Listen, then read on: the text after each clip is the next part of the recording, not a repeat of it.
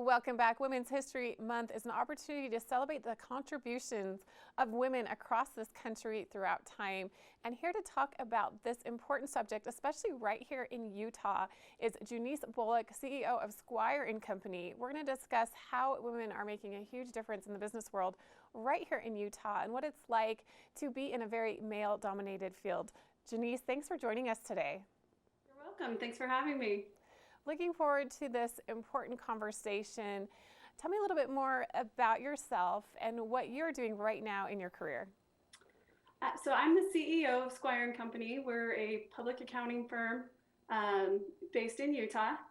We're one of the largest locally owned accounting firms in Utah.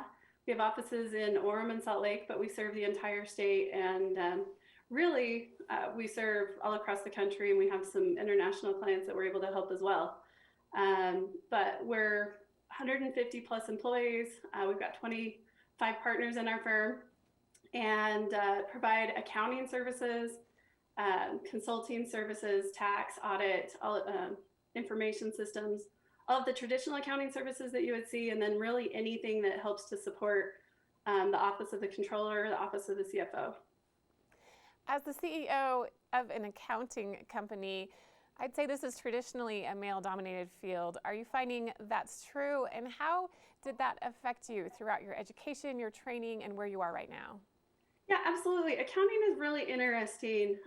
Nationally, I participate on a task force with the AICPA, the American Institute of CPAs.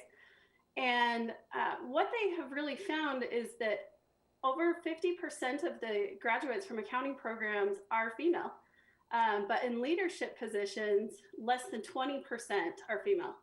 And so what's happening is sometime between graduation and getting to a leadership position, women are leaving the accounting profession.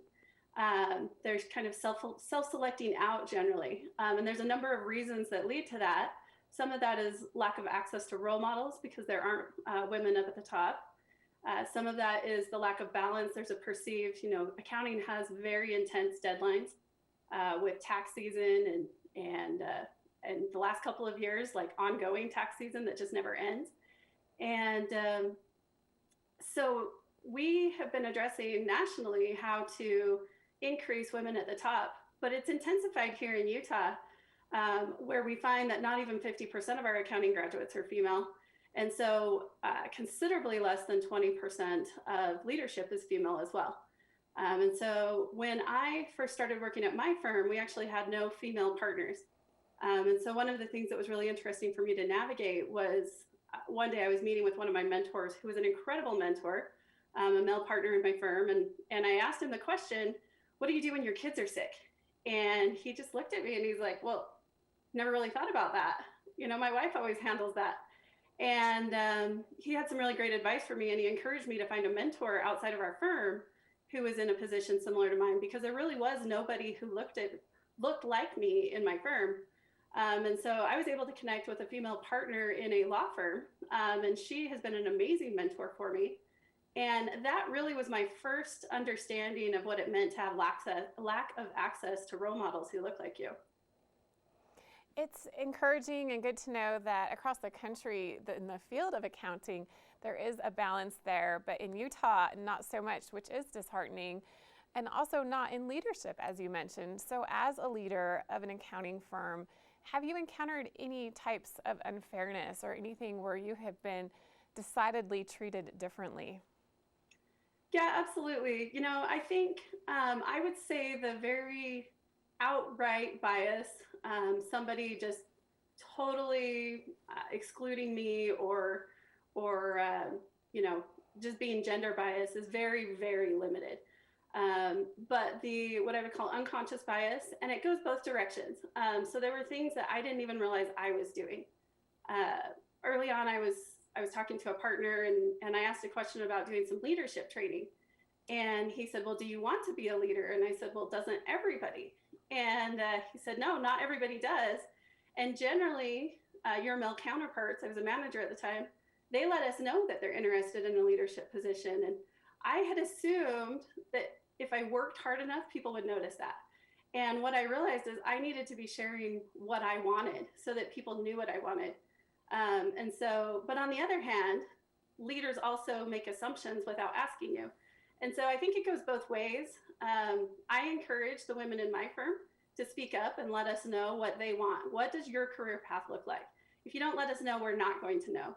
But on the other hand, I'm training everybody to be asking, and ask everybody. Don't just ask the women, ask the men.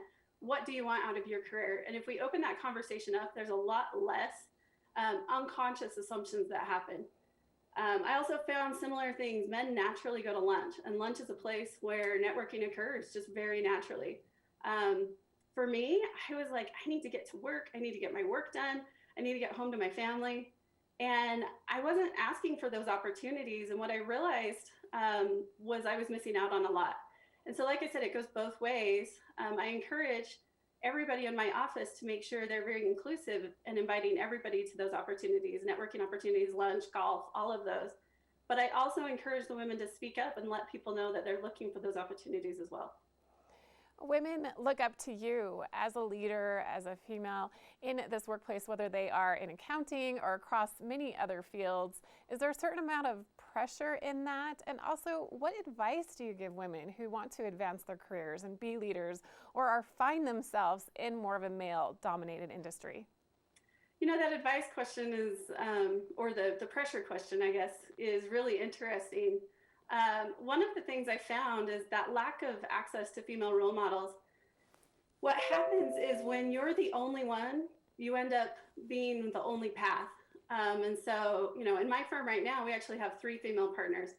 But when I was the only one, which I was for several years, a lot of times I would hear conversations like, oh, well, you know, she didn't do it this way and that's how you did it. So I don't think that's going to work. And I was like, well, but wait, hold on. We have, you know, these 15 men and they got here 15 different ways. And so there was a lot of pressure to me that it felt like people felt like they had to be exactly like me. And so a lot of times what I shared is you don't have to do it my way. You've got to find your way.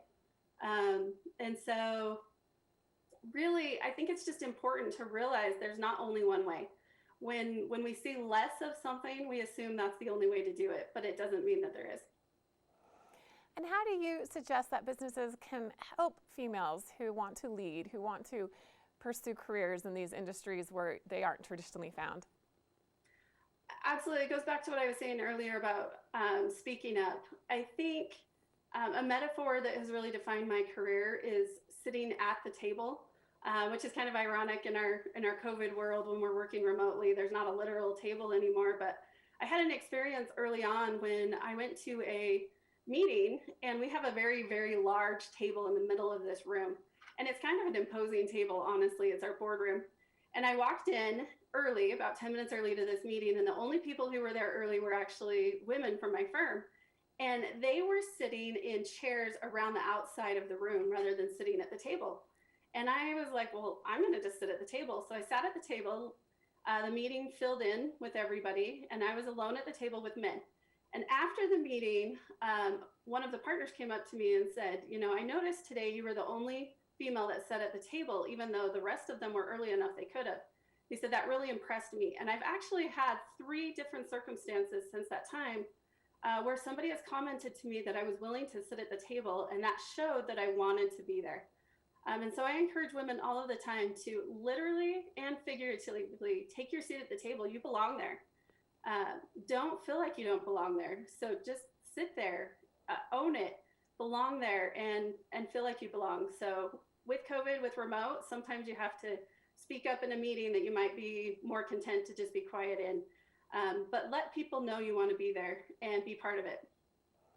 Jonyce, this is such an important conversation. How can we find out more about you and your company and continue this conversation? We would love to engage in the conversation. If you go to squire.com, we have lots of information about Squire, but we also have a link there to our women's program. One of the great things that we've done at Squire over the last few years is we've created an incredible women's development program. And we not only use that for our employees, but we several times a year do networking events, outreach for the public. And so if you want to go to our website, you can find our women's program there. We would love to connect with you and include you in our activities and the conversation. I have a lot of accountants who would love to mentor women in their business opportunities. we'd love to help connect and keep this conversation going. Thank you so much, Jonyce Bullock, CEO of Squire and Company, for joining us today. A great example of a woman in the workplace leading your company in a traditionally male-dominated role. I hope that we can continue these ideas, these conversations, even after Women's History Month. And I appreciate Jonyce for taking the time to talk with us today about her experiences and for her encouragement of women in the workplace. We'll be back with more right after this.